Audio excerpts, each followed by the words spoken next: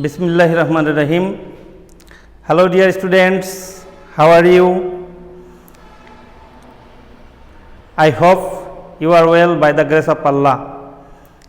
I am also well. Dear students, in the previous class I take classes on changing sentence assertive to exclamatory. Dear learners, today I introduce myself. First, I am Mohammad Shahadat Hussain, assistant teacher, Yaqub Ali High School, Kamleshwardi, Boalmari, Faridpur. Dear learners, today I have to continue the last class because there have been something less. The rules of the sentences, there are 3 rules I have been already finished. Dear learners, today the rest of the rules assertive to exclamatory I have been introduced you. Dear learners, there are 3 sentences, 3 pairs of sentence, 3 pairs of sentence. Every pair have 2 sentence, pair have 2 sentence, you know, and every pair have the differences. You have to find out the difference of the sentences. Dear learners, I think you can find out the differences. First pair, dear learners, please look at the whiteboard. Well, their first sentence, I wish I had the wings of a bird. I wish I had the wings of a bird. আমি প্রথম দিনে যে sentence আগের দিনে যে ক্লাসটা নিয়েছিলাম সেখানে আমি বলেছিলাম যে আই উইশ অর্থাৎ সাবজেক্ট প্লাস উইশ এবং এরপরে সাবজেক্ট থেকে বাকি যে অংশটা থাকে আমরা সেই অংশটাকে কি করব, সাবজেক্ট এবং উইশ বাদ দিয়ে ইফ বসাবো এবং বাকি অংশটা বসিয়ে দেব। কিন্তু এখানে একটু ব্যতিক্রম আছে। সেখানে কি ধরনের ব্যতিক্রম থাকবে দেখো, এখানে কি আছে, I wish I had, I wish I had, এখানে আই উইশ এবং আই হ্যাড আছে, কিন্তু সেটাকে আমরা কিভাবে এক্সক্লামেটরি সেন্টেন্সে রূপান্তর করছি একটু খেয়াল করো। এখানে had I the wings of a bird, had I the wings of a bird. এখানে একটু খেয়াল করো যে আই উইশের পরিবর্তে ইফ ব্যবহার করেছিলাম আমরা আগের সেন্টেন্সটাতে, এখানে আমরা হ্যাড ব্যবহার করেছি।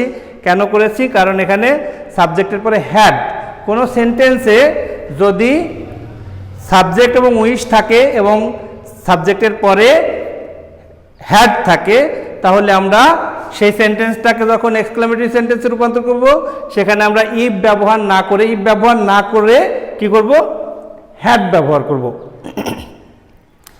ইফ ব্যবহার না করে কি ব্যবহার করব, হ্যাড।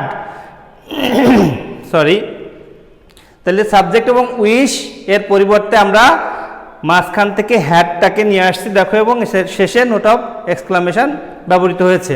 তাহলে আমরা কি এটাকে কি রূপান্তর করতে পারি? রুলসটা কি হতে পারে?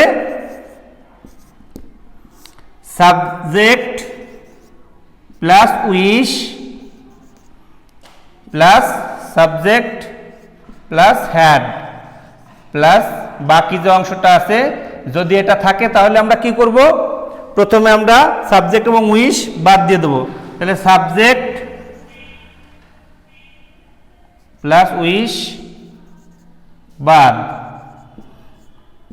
এরপরে কি করব, বাক্যে ব্যবহৃত হ্যাড যেটি আছে সেই হ্যাডটিকে বাক্যের শুরুতে নিয়ে আসবো। আমরা বাক্যে হ্যাড থাকবে সেই হ্যাডটিকে আমরা শুরুতে নিয়ে আসবো, প্লাস সাবজেক্ট প্লাস হ্যাড বাদে বাকি অংশ। নোট অফ এক্সক্লামেশন, অর্থাৎ এখানে হ্যাড ছিল সাবজেক্টের পরে, আমরা হ্যাডটাকে বাক্যের শুরুতে নিয়ে আসছি, সেই জন্য পরে আর হ্যাডটা ব্যবহার করার কোনো প্রয়োজন নেই। তো বন্ধুরা, আমি আশা করছি যে তোমরা এটা বুঝতে পারছো। পরের যে সেন্টেন্সটা আছে দেখো, সেন্টেন্সে কি আছে? It is a matter of joy that we have won the game. কি বিষয়টা কি বোঝা যাচ্ছে? অ্যাসার্টিভ সেন্টেন্সে কি আছে? It is a matter of joy that we have won the game. এটা একটা আনন্দের বিষয়, আমরা আনন্দ প্রকাশ করে থাকি। It is a matter of joy that we have won the game. এই সেন্টেন্সটাকে যখন আমরা দেখো, এখানে দ্বিতীয় অংশে কি আছে?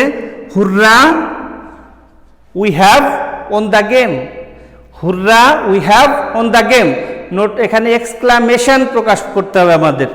It is a matter of joy, দুইটা সেন্টেন্সের ডিফারেন্সটা কি আছে? অর্থাৎ এখানে আমরা ডিফারেন্সিয়েট করছি কি, যে প্রথম সেন্টেন্সে it is a matter of joy that আছে, দ্বিতীয় সেন্টেন্সে it is a matter of joy that নেই। এর পরিবর্তে কি আছে? হুররা আছে এবং একটা নোট অফ এক্সক্লামেশন আছে। এরপরে কি আছে? We have won the game. দেখো, ওখানেও we have won the game ছিল, এখানেও we have won the game রয়েছে।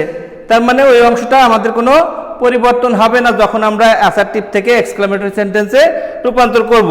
তাহলে it is a matter of joy that কোনো সেন্টেন্সে যদি থাকে, তাহলে আমরা সেই অংশটা বাদ দিয়ে দেই যখন আমরা এক্সক্লামেটরি সেন্টেন্সে রূপান্তর করব। তাহলে ওই সেন্টেন্স, ওই অংশটা বাদ দিয়ে আমরা কি ব্যবহার করব? যেহেতু আনন্দের বিষয়, কোনো শব্দ, কোনো বাক্যে যদি আমরা আনন্দ প্রকাশ করি, তাহলে সেই বাক্যে আমাদের কি করতে হবে? We have to use হুররা। সুতরাং আমাদেরকে হুররা ব্যবহার করতে হয়েছে। এরপরেই চিহ্ন বসবে। এক্সক্লামেশন যে ওয়ার্ডগুলো আছে, সেই ওয়ার্ডগুলোর পরেই আমাদেরকে চিহ্ন ব্যবহার করতে হয়, নোট অফ এক্সক্লামেটরি। এরপরে বাকি যে সেন্টেন্সটা আছে সেই সেন্টেন্সটা ব্যবহৃত হবে। তাহলে আমি আশা করছি যে তোমরা এখান থেকে রুল আউট করতে পারবে। আমি তোমাদেরকে সহযোগিতা করছি। দেখো, রুলটা কি হতে পারে? It is a matter of joy that, এই অংশটা ইট থেকে শুরু করে দ্যাট পর্যন্ত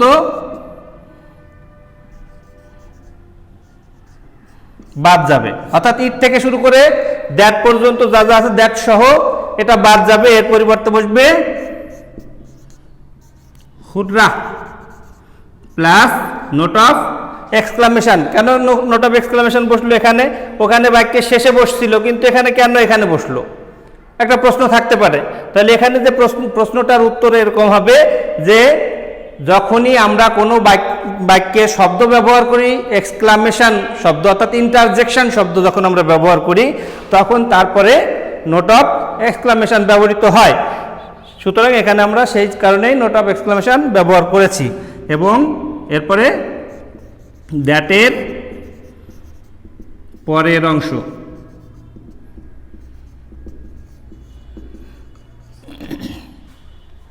আমার মনে হয় তোমরা বুঝতে পারছো। তো এখানে it is a matter of joy that কোনো বাক্য যদি থাকে, তাহলে আমরা ওর পরিবর্তে হুররে ব্যবহার করেছি এবং এরপর আমাদের দ্যাটের পরে যে অংশটা থাকবে পুরোটাই বসে যাবে। এরপরে যে পেয়ারটা আছে, দেখো এই পেয়ারে কি আছে? It is a matter of sorrow that, উপরের সেন্টেন্সের যেটা ছিল ম্যাটার অফ জয়, এখানে তোমরা নিশ্চয়ই বুঝতে পারছো যে জয় মানে আনন্দ। তাহলে সরো মানে নিশ্চয়ই তোমরা জানো যে সরো মানে দুঃখ প্রকাশ করা। তাহলে দুঃখ প্রকাশ যখন করব, তখন তো আমরা আনন্দের কোনো অনুভূতি প্রকাশ করতে পারছি না। সেক্ষেত্রে আমরা কি করব?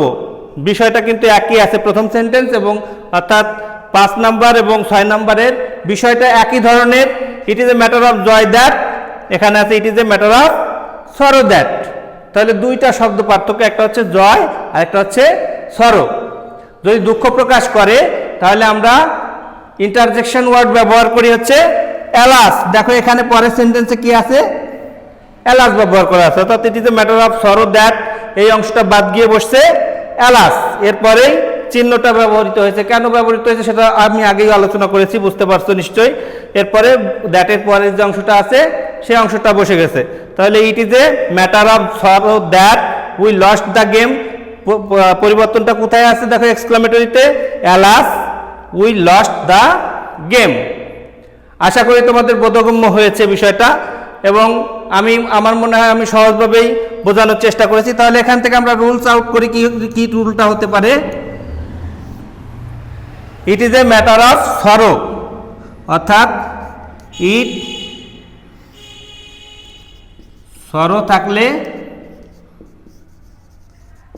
সরো দ্যাট, বাদ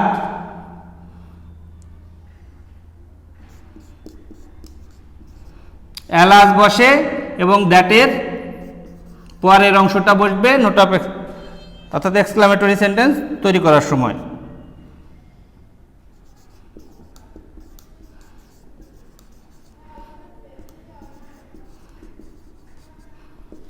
এখন এই সেন্টেন্সগুলোর যখন আমরা it is a matter of joy that এবং it is a matter of sorrow that ব্যবহার করব, তখন এই সেন্টেন্সগুলোর শেষে কিন্তু নোট অফ এক্সক্লামেশন হবে না, কারণ একটা বাক্যে দুইবার নোট অফ এক্সক্লামেশন ব্যবহার করার কোনো প্রয়োজন নেই। এখানে প্রথমবারেই আমরা ব্যবহার করছি হুররার পরে, it is a matter of joy that থাকলে হুররা বসবে, এরপরেই নোট অফ এক্সক্লামেশন। আবার it is a matter of sorrow that, এরপরেই এলাস, এর পরিবর্তে এলাস এবং নোট অফ এক্সক্লামেশন ব্যবহৃত হচ্ছে। বাকি বাক্যের শেষে গিয়ে আমরা কি ব্যবহার করছি? Full stop. তাহলে আমার মনে হয় বন্ধুরা দুটি ক্লাস মিলে যে সামারিটা দাঁড়িয়েছে সেটা তোমরা নিশ্চয়ই বুঝতে পারছো, এবং যদি এরপরেও যদি কোনো সমস্যা থাকে তাহলে আমার সঙ্গে যোগাযোগ করবে, এবং তোমাদের বইয়ের অ্যাসার্টিভ থেকে এক্সক্লামেটরি সেন্টেন্সের যে অংশটা আছে সেই অংশটা থেকে এক্সারসাইজ করার চেষ্টা করবে। Exercise makes a man perfect, সুতরাং এর কোনো বিকল্প নেই।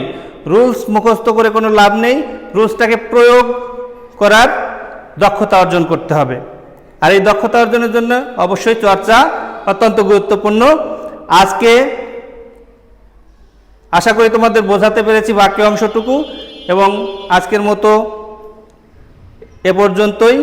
সবাই সুস্থ থেকো, বাড়িতে থেকো, এবং ঘরে বসে একটু লেখাপড়া করো, মানুষের মতো মানুষ হও, এই শুভকামনায় আজকের মতো শেষ করছি। ধন্যবাদ সবাইকে।